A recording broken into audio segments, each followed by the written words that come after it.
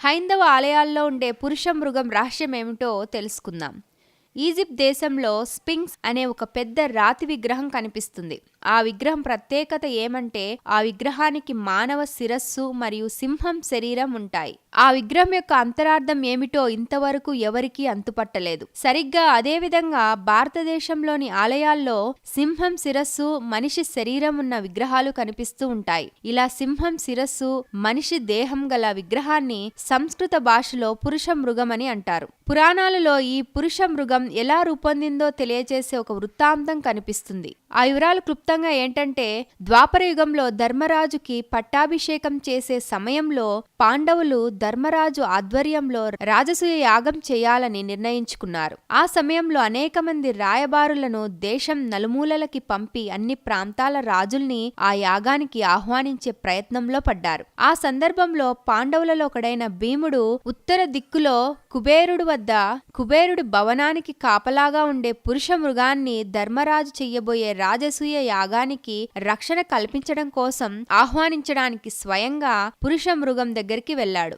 అయితే పురుష మృగం ఒక షరతు విధించింది. నువ్వు నాతో పాటుగా పరిగెడుతూ ధర్మరాజు ఉన్న ఇంద్రప్రస్థానానికి రావాలి. ఇంద్రప్రస్థానం చేరేలోగా నువ్వు నాకన్నా వెనకబడినట్లయితే నిన్ను నేను చంపి ఆహారంగా తీసుకుంటాను. నీకు ఈ పందెం ఇష్టమైతే నేను నీతో పాటుగా ఇంద్రప్రస్థానం వస్తాను అని పురుష మృగం భీమసేనుడితో సవాల్ చేసింది. 1000 ఏనుగుల బలంగల్ల వాయుపుత్రుడైన భీమసేనుడు నిర్భయంగా ఈ పోటీకి అంగీకరించాడు. భీముడు మరియు పురుషమృగం ఏకకాలంలో ఇంద్రప్రస్థం వైపు పరుగు పందెం ప్రారంభించారు. వాయుపుత్రుడైన భీముడు వాయు వేగంతో పరిగెడుతున్నాడు. కానీ అతనితో పాటు పరిగెడుతున్న పురుషమృగం మనోవేగంతో పరిగెత్తడం ప్రారంభించింది.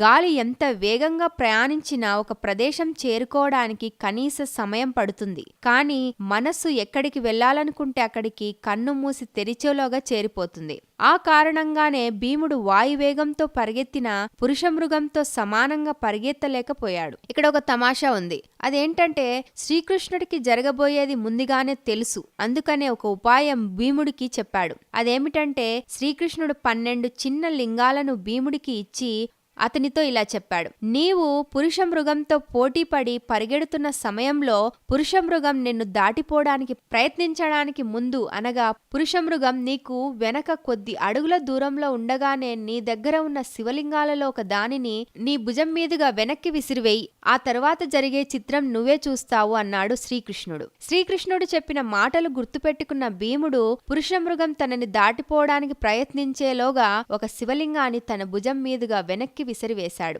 ఆశ్చర్యకరంగా శివలింగం ఒక అద్భుతమైన శివలింగంగా మారిపోయింది. సహజంగా శివభక్తుడైన ఆ పురుషమృగం తన ప్రక్కగా ఒక క్రొత్త శివలింగం దర్శనమివ్వడంతో అది ఒక నిమిషం ఆగి ఆ శివాలయానికి దండం పెట్టడం ప్రారంభించింది. శివుడిని ప్రార్థించి మరలా పరుగు ప్రారంభించింది పురుషమృగం శివాలయానికి దండం పెట్టడానికి ఆగిన నిమిష కాలంలో భీముడు చాలా దూరం ముందుకు వెళ్లిపోయాడు. విషం గ్రహించిన పురుషమృగం మనోవేగంతో భీముడు వెనకాల పరిగెడుతూ కొద్దిసేపటిలోనే భీముడికి కొద్ది అడుగుల వెనకకు చేరుకున్నది. అది గ్రహించిన భీముడు ఇంకొక శివలింగాన్ని తన భుజం మీదుగా వెనక్కి విసిరివేశాడు. ఆ శివలింగం కన్నుమూసి తెరిచేలోగా ఒక శివాలయంగా మారిపోయింది. మళ్లీ శివాలయం కనబడంతో పురుషమృగం పరుగు ఆపి శివాలయానికి నమస్కారం చేస్తూ ఒక నిమిషం కాలం గడిచింది. ఆ నిమిషంలోనే భీముడు చాలా దూరం పరిగెత్తాడు. ఈ విధంగా భీముడు తన వద్ద ఉన్న 12 శివలింగాలు ఒకదాని వెంట ఒకటి వెనక్కి విసిరివేసి పురుషమృగం కన్నా వేగంగా ఇంద్రప్రస్థం సరిహద్దులోకి చేరుకున్నాడు.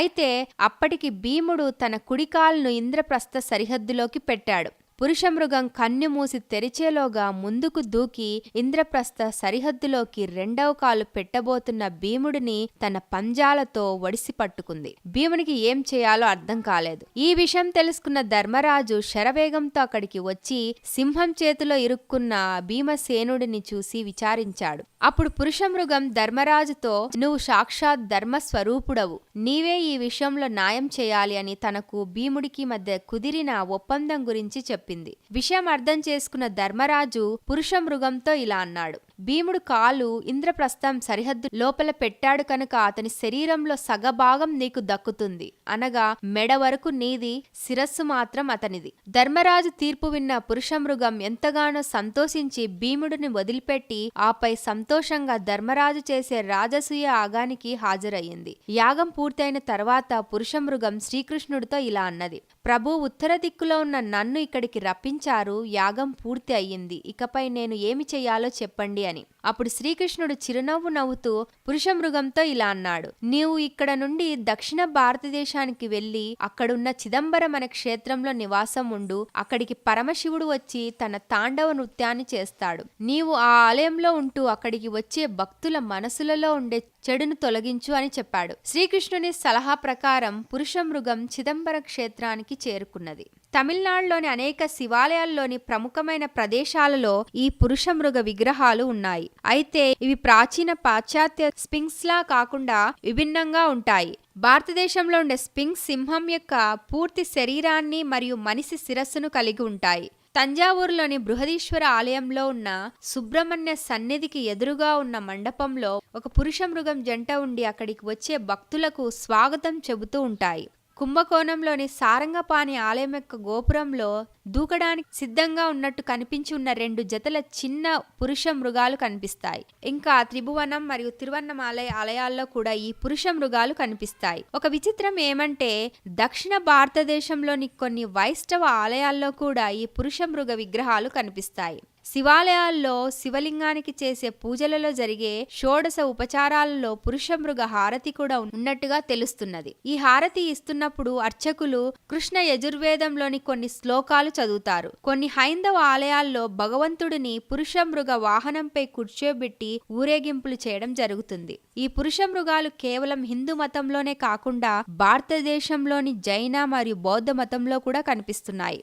కంచి, మధుర మరియు కౌసంబి ప్రాంతాలలో ఉన్న జైన మరియు బౌద్ధమత చిత్రాలలో పురుష మృగాలు కూడా కనిపిస్తాయి.